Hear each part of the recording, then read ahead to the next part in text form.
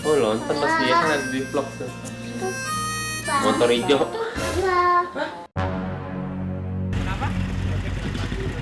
Terus apa hubungannya ngejar-ngejar saya minta uang? Motor hijau. Motor, jadi ada yang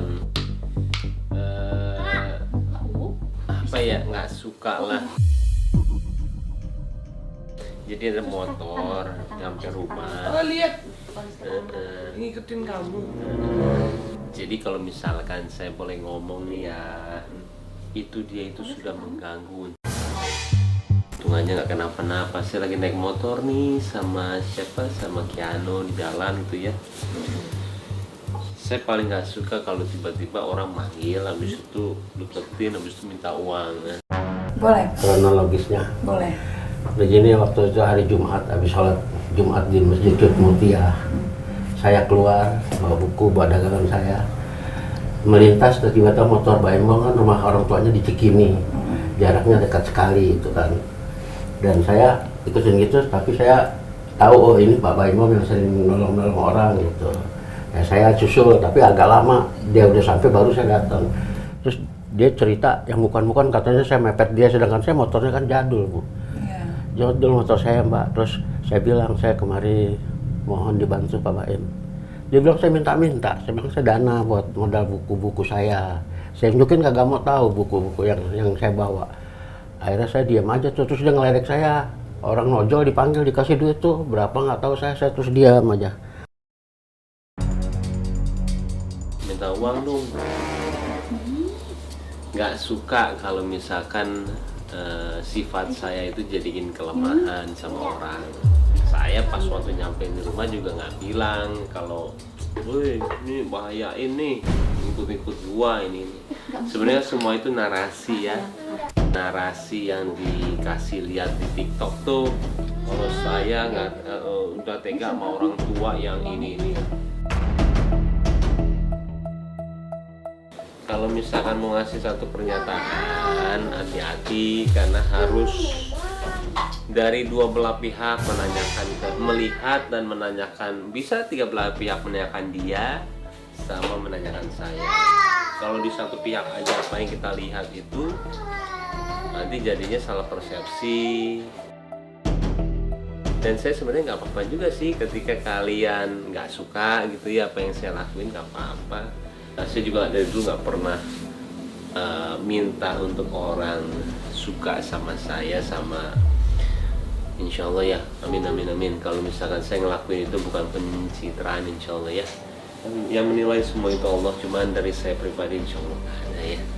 Jadi kalau dijadiin itu sebagai kelemahan saya untuk diminta-minta orang ketemu saya minta duit, saya paling nggak suka. Dan itu cuman satu dari sekian banyak yang saya nggak post sih. Saya pernah lebih parah juga kok sama orang ketika saya kesel ya. Kalau saya bilang enggak banyak kok yang saya nggak kasih lihat di kamera juga ya. Kalau yang kemarin tuh, yang orang tua itu udah saya kasih kode, minta uang dong. Saya awalnya baik, enggak. Iya, enggak ya. Saya bilang, ini masih ikutin tuh, set, masih ikutin, dia teriak. Nggak sopan lah, saya nggak suka banget. Kalau caranya begini, lebih baik saya balik aja lah. Tapi di belakangnya tahu ada krunya itu, kru timnya bawa kamera itu. Saya juga heran kok. Tadi waktu Pak Baim bilang saya mepet-mepet motor dia, mana mungkin motor gede dipepet sama motor jadul begitu. Dan saya nggak bilang minta duit dong, nggak mungkin, saya orang tua. Demi Allah saya kan orang Islam, di sholat Jumat saya bilang gitu. Tapi syukur alhamdulillah saya begitu saya pulang dari Mabaim, buku saya keluar dari pas Cikini itu kan deket jaraknya sama Cikini. Ya tahu-tahu saya dibeli buku saya sama orang gitu loh. Ya itu alhamdulillah saya di situ, oh ada berkahnya juga. Udah saya pulang. Akhirnya saya pulang ke rumah. Saya kan banyak nelpon tuh, berkecamuk saya. Kebetulan kakak saya di Cibinong kan stroke, Mbak. Umur 73, saya kan 70. Saya bilang dari Senin sampai Kamis atau Jumat saya dagang buku, yang kalau beli langsung saya beli lagi buku. Belinya di kebun kacang 6 itu, buku Alidrus, buku-buku agama Islam. Kadang-kadang di Kuitang tuh Agung, toko Agung itu aja, Mbak. Dan sampai sekarang saya jadi trauma gitu, kok gini nggak biasanya gitu loh. Kok saya lihat waktu di handphone anak-anak bagus gitu citranya Pak Baim, kok begini sama saya gitu, ada apa, kan saya udah tua. Saya nggak marah-marah, bilang aja Pak saya nggak sebang sibuk Pak gini-gini. Saya Pak maklumin dia, habis jaga istrinya mau ngelahirin tuh Mbak Paula itu, ya udah kelahiran kemarin kan, waktu itu hari Jumat saya belum kelahiran. Itu aja ceritanya Mbak Nikita. Ketika kita tabrakan atau nggak dia membahayakan kita berdua ya, kirain saya nggak ngikutin saya, udahlah saya ke rumah. Bisa pas sudah sekitar dia 10 dari rumah sakit ngikutin.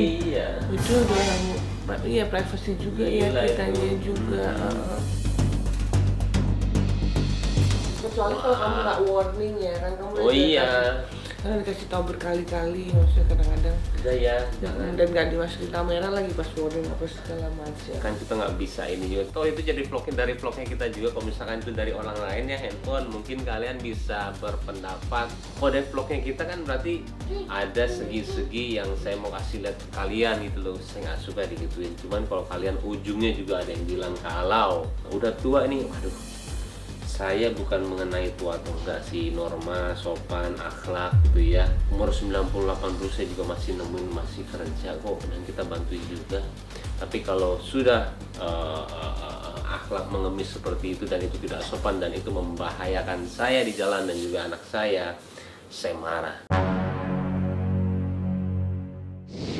Dan caranya gimana saya marah? Caranya seperti ini, saya kasih lihat, saya kasih tahu ke dia, cara kamu nggak benar ya. Nih saya kasih nih orang-orang yang istilahnya kerja benar nih saya kasih semuanya ya. Saya sering kok ngelakuin itu di vlog saya, kalau misalkan sekalian sering nonton ya. Jadi itu cara saya, kalau misalkan ada yang nggak suka juga, ya maaf, tapi saya juga nggak merasa harus disukain banyak orang juga.